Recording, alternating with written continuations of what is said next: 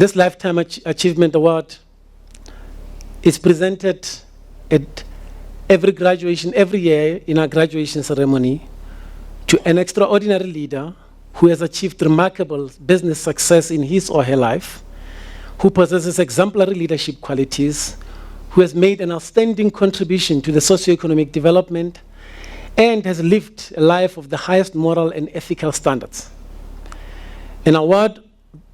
This award honors an individual's longevity and contribution towards leadership, development, and the vision of a better world. This award is not for a person who has just only given a few years of service or just gained success or fame, if you like, overnight success or fame. It is meant to reflect a lifetime of service and contribution to leadership development. This year, the Regenesys board has deemed it fit to acknowledge the success and a lifetime achievement of Mr. Raymond Ackerman. He's one of the founders and current owners of Pick n Pay, the Pick n Pay chain. For Raymond Ackerman and his wife, Wendy, business and philanthropy are intertwined.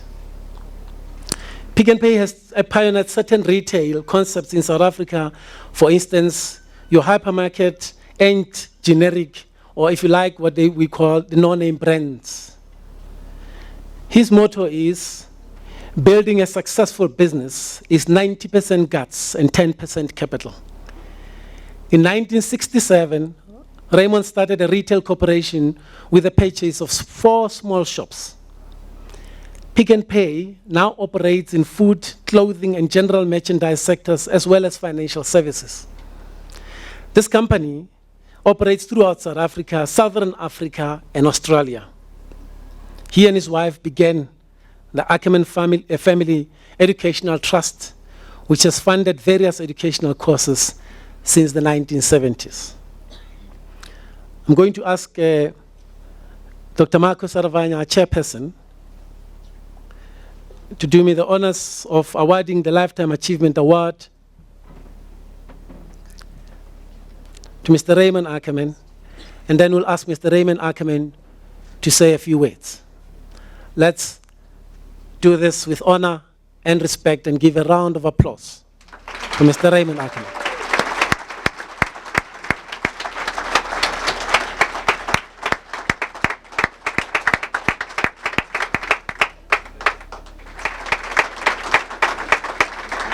Wow, what a crowd. Can you hear at the back? Yes, please. You probably don't want a long speech from me, and you won't get one. But I just want to thank you all very, very much. Thank the university for the honor. I really appreciate it. And forgive me using first names, but Marco and Penny and Siggy and Vivian. Where's Vivian? There we are. Were you the one with all the jokes? But I just want, on behalf of all of you, just thank the heads of your university and also all of you for this award, which I really value. I'm getting on a little bit. I probably look about 21, but I'm not quite there. I'm going to give you a very short speech. I just want to thank you, and particularly welcome the graduates, congratulate the graduates. But I want to tell a story. All these guys sitting here. My very first day at university in 1949, which is a long time ago, we had a professor, and we had 40 people in the school, in the class. And he said, "Why have you come here to my class? I'm sure it is you all want to make money quickly. Put your hands up." So we all put our hands up. He said, "Right, I'm going to fail every one of you in the next 3 years if you don't understand what I'm going to tell you today." And he said, it's something I've never forgotten and I've built Pick n Pay on. So it just shows you how crucial people like you are. You influence people. The influence I had on that first day at university influenced my whole life. He said, if you're a retailer, your consumer is your queen. And how do you treat a queen? If you're a doctor, it's the patient. If you're a lawyer, it's the client. And that should be what another guy mentioned to me, 4 legs of a table. Sitting on top of the table, whatever your table is or going to be, is your mission, which I'm sure you've studied. If your mission is to make money quickly, you won't make it. You won't make it. If your mission is to serve that consumer or client, or if you're a university person, your student, everything is based on the mission. And I tell you, we tried, obviously we make mistakes, but we've tried to build a company which cares for our society, cares for our consumer, and thereby makes profit. Whereas if you say, I want to maximize profit, which they taught in business schools up to 1994, all business schools said the aim of business was to maximize profit. It's not that profits aren't important. You've got to be successful with profits to pay salaries and grow. But if it's your goal and your aim, you won't succeed. Your mission must guide you all the time, whatever your mission is.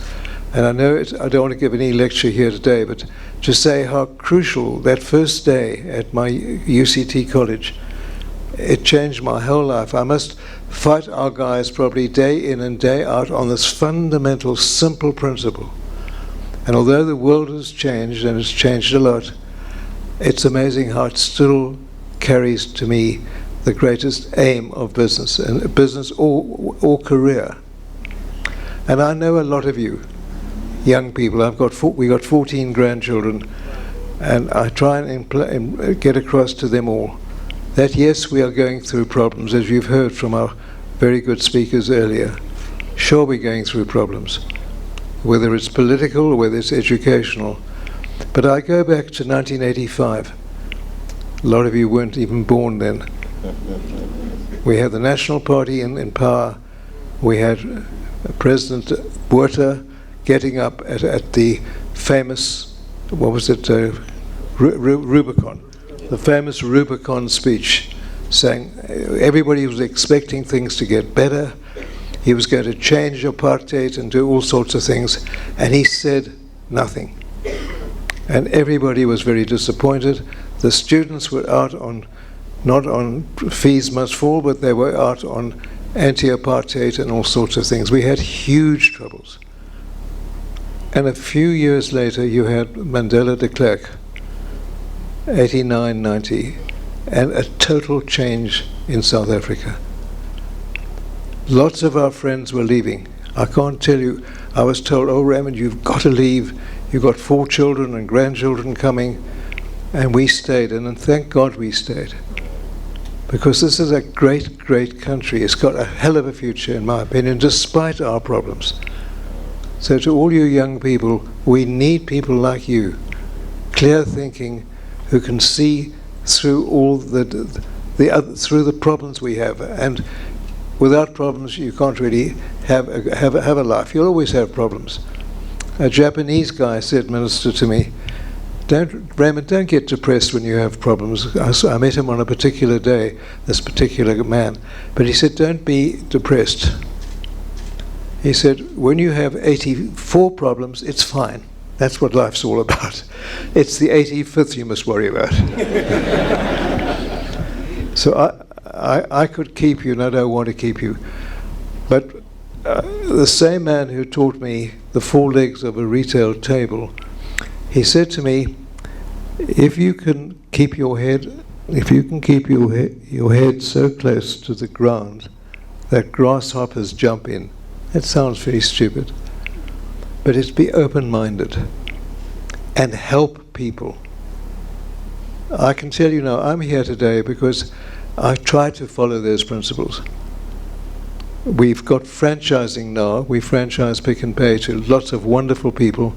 Nearly half our company, which not many people know, is franchised to individuals who run their own business.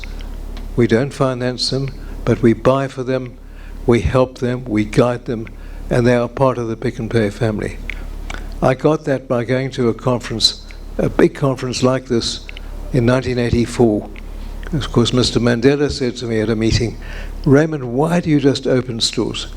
Why don't you open stores and you've got mostly white owners, white managers? Which is not quite true, because we had a lot of black managers at the time.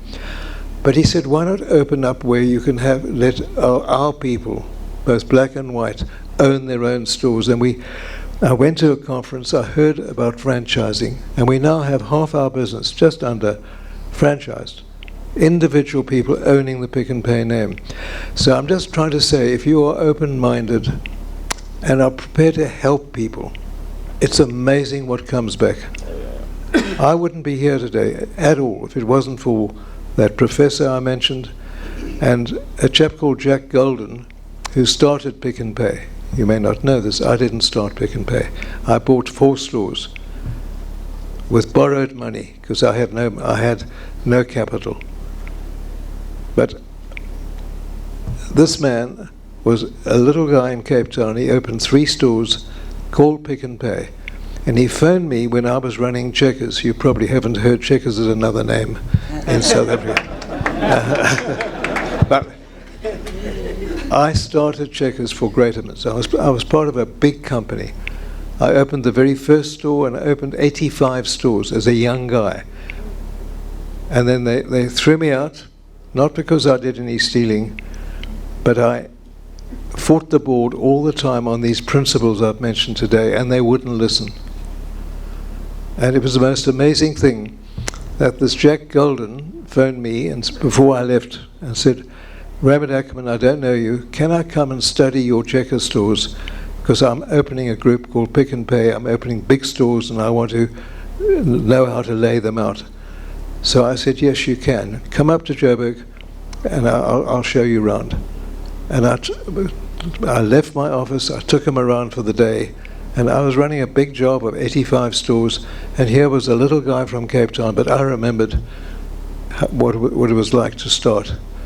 And I took him around, and when I lost my job in Checkers in 1966, he phoned me and said, Raymond, I want to get out of supermarketing.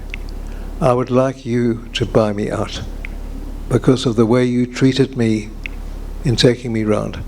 Now that's hearing grasshoppers jump, taking opportunities, not saying I'm too busy to help you. I already was busy. And it's just that I want to leave you with, the feeling of hope for the country, hope for our future, and never forget the little guy, and never forget the importance of giving a helping hand, because it's amazing how it comes back. So thank you so much. I really appreciate this and very much to you.